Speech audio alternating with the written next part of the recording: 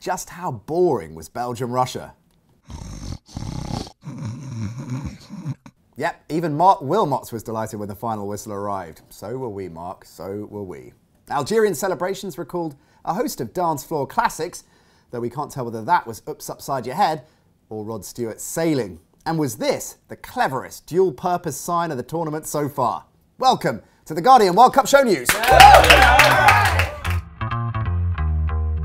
Michael Cox of zonal marking fame got it absolutely bang on last night.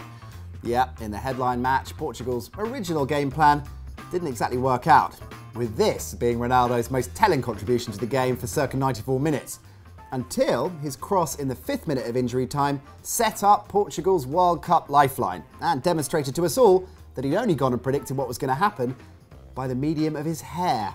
This last gasp draw/tie broke the hearts of Americans young and old, and there are plenty of them in Brazil. This breakdown shows that Team USA has the most fans over, 3 times as many as the next nation on the list, Argentina. Though if you flip it around and look at teams that have the most support in America, removing of course America and Mexico, it makes for some pretty interesting reading. Interesting wasn't a word that we'd use for Belgium-Russia. Belgium qualify, but failed to impress. So surely these guys meant distinctly average company.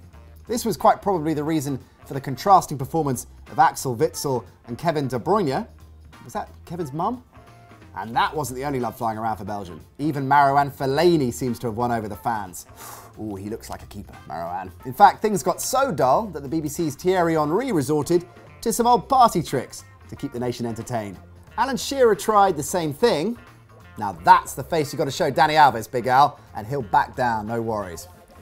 The game might have been rubbish, but it was hands down winner of the tournament's most fans in mental hats. In a much more sparkling affair, Algeria, who'd waited 28 years to score at a World Cup, decided to score 3 in 12 minutes, the third prompting the mandatory commentator waving a chair around his head manoeuvre, as ITV's Sam Matterface shared with us. These Korean fans reacted well to the news that this celebration guarantees them a place on the World Cup show, but perhaps they were particularly excited with Glenn Hoddle's sartorial genius, or as this guy put it, styled by the Hoff. Whilst the scenes back in Algiers were somewhat muted. Holland-Chile is the big game tonight, and Dutch manager Louis van Gaal has accused FIFA of dirty tricks. What, FIFA? Never. Van Gaal is annoyed that Brazil versus Cameroon is kicking off 4 hours later, meaning Brazil will go into the game knowing which teams have finished first and second in Group B and may perhaps adjust their strategy accordingly. Really? Can't see Brazil taking their foot off the gas just to avoid playing Holland. It's most likely Chile instead. What do you think? Anything in what Van Gaal says? Do you smell a rat? Let us know in the comments below. One thing's for certain though, this lady is definitely Team Louis, getting both Robin van Persie and the Dutch boss inked onto her back. That is art right there, ladies and gentlemen, that's what that is. Or as we like to call it, the girl with the Van Gaal tattoo.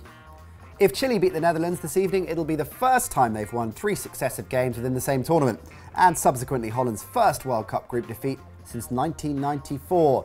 Both records are on the line, with the winner of this contest likely avoiding Brazil in the last 16, playing either Mexico or Croatia. The Netherlands have averaged 14 shots on goal in each of their 2 games compared to Chile's 9. The Chileans are also conceding 5 more shots a game than Holland.